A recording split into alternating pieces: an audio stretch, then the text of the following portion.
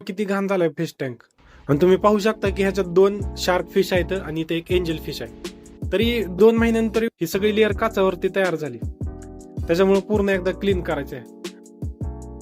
Hello नमस्कार, स्वागत आहे तुमचं माझ्या एका नवीन व्हिडिओमध्ये. तर आजच्या व्हिडिओमध्ये मी तुम्हाला सांगणार आहे घरातलं फिश ॲक्वेरियम ते कसं स्वच्छ करायचं. जाणून घेऊया आजच्या व्हिडिओमध्ये.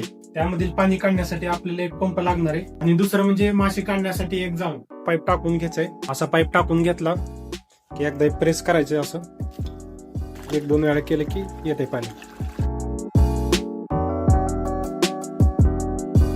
मासे काढायचे अगोदर आपल्याला अशा लहान बकेटामध्ये आपण वरचं थोडं पाणी काढून घ्यायचं, जेणेकरून आपल्याला फिश तात्पुरते बकेटात सोडता येईल. तर मी थोडं पाणी काढून घेतलंय आणि ही फिश पकडायचे नेट आहे आणि या नेटनं आपण म्हणजे मासे आहेत ते आपण काढून घेऊ. त्या अगोदर आपण ही फिल्टर बाहेर काढू.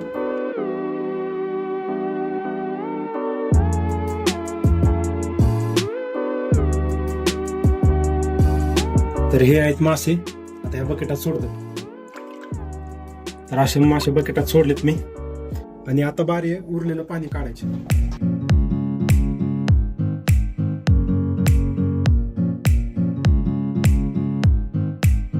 तर हे पाणी फिश टँक मधलं काढलंय ते झाडासाठी चांगलं असते. हे पाणी आपण झाडाला होतो. सगळेजण मला विचारायचे की टँक कसा क्लीन करायचा किंवा नाही. आपण पाणी जरी बदललं तरी मासे मरतात. मग त्याचं कारण काय, तर आपण पूर्ण पाणी बदलतो, तर ते बरोबर नाहीये. आपल्याला पाणी चेंज करताना 70% चेंज करायचे आणि 30% त्यामध्येच ठेवायचे, जेणेकरून माशांना एकदम झटका लागणार नाही. झटका म्हणजे एकदम त्यांना पाण्यामधलं जे क्लायमेट आहे ते एकदम चेंज होणार नाही त्यांच्यासाठी. आपण पूर्ण पाणी जर बदललं तर त्यांना पूर्ण नवीन वातावरण एकदम तयार करावं लागतंय. पण जुनं जर पाणी आपण जर ठेवलं तर पाण्यामध्ये जे बॅक्टेरिया तयार झालेले असते, जी माशाला चांगले असते जगण्यासाठी, तर ते बॅक्टेरिया त्या 30% पाण्यामध्ये असतात. तर आपल्याला 30% पाणी किंवा 20% पाणी शिल्लक ठेवायचं आहे जुन्या पाण्यामधलं आणि नवीन पाणी मग त्याच्यानंतर ऍड करायचं आपल्याला त्यामध्ये. आणि फिश टँक धुताना लोक एक चूक करतात की त्याला निरमा आणि साबणाने धुतात, तर ते एकदम चुकीचं आहे. निरमा आणि साबण हे माशासाठी हानिकारक आहे. त्याच्यामुळे आपल्याला फिश टँक क्लीन करताना मिठाचा वापर करायचा.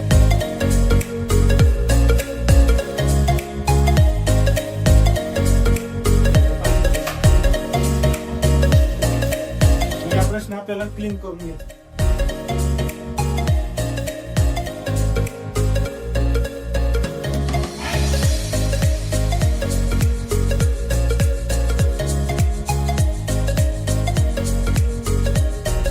पुढची क्वांटिटी फिशला कमी टाकायची, जेणेकरून जेवढं मासाला लागणार तेवढंच खातील.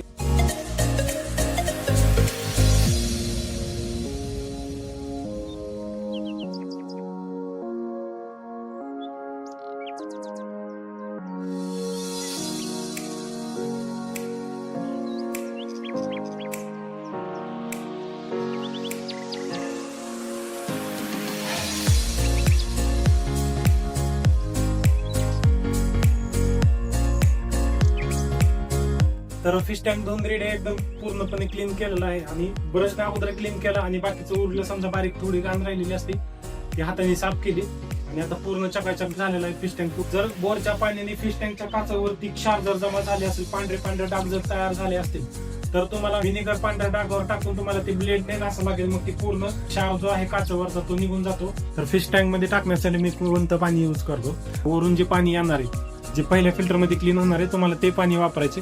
2 फिल्टर जर तुम्ही यूज केलं किंवा हे जर फिल्टर यूज केलं तर माशासाठी जी पाण्यामधले जे घटक लागणार आहेत ते पूर्णच क्लीन होऊन जातात त्या फिल्टरमध्ये. तर तुम्हाला फक्त त्यातले जाड कण आणि क्षार वगैरे कमी करण्यासाठी तुम्हाला फक्त एक सिंगल फिल्टर यूज करायचे आणि आपल्याला हे पाणी वापरायचे. आणि हे पाणी भरेपर्यंत बाकीचं ॲक्वेरियम मधले जे फिल्टर आणि दगड आहेत ते पूर्णपणे एकदा क्लीन करून घेतो.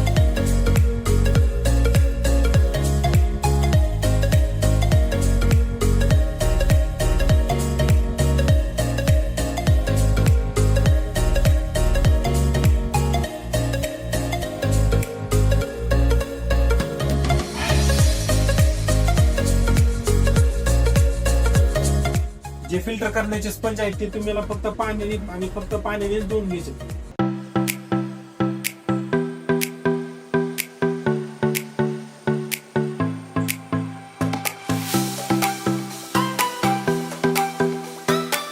फिल्टर दगड क्लीन करून झालेत आणि ह्याच्यामध्ये पाणी पण भरलं. आता हे फिश टँक मध्ये टाकायचं, हे पण सेट करायचं फिश टँक मध्ये.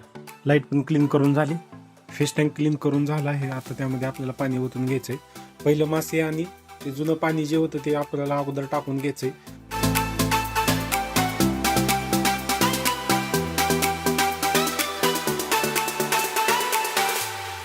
आता मी टँक मध्ये स्टोन आणि फिल्टर लावून घेतो.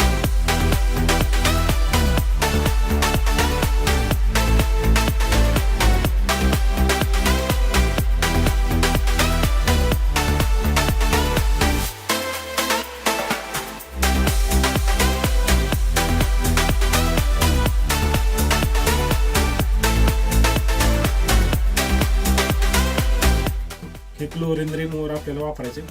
20 लिटरला 20 थेंब असा अंदाज करून टाकायचा. 5 थेंब मी लिक्विड निळ टाकलेलं आहे मेडिसिनचं. हे ग्रीन कलरचं एक लिक्विड आहे, तर हे पण आपल्याला 3-4 थेंब टाकायचे.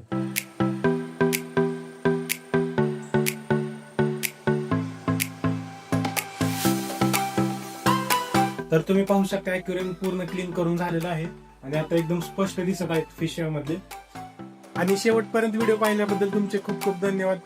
व्हिडिओ आवडला असेल तर व्हिडिओला लाईक करा, चॅनलला सबस्क्राईब करा आणि जे काही तुमचे प्रश्न असतील ते कमेंटच्या माध्यमातून माझ्यापर्यंत पोहोचवू शकता.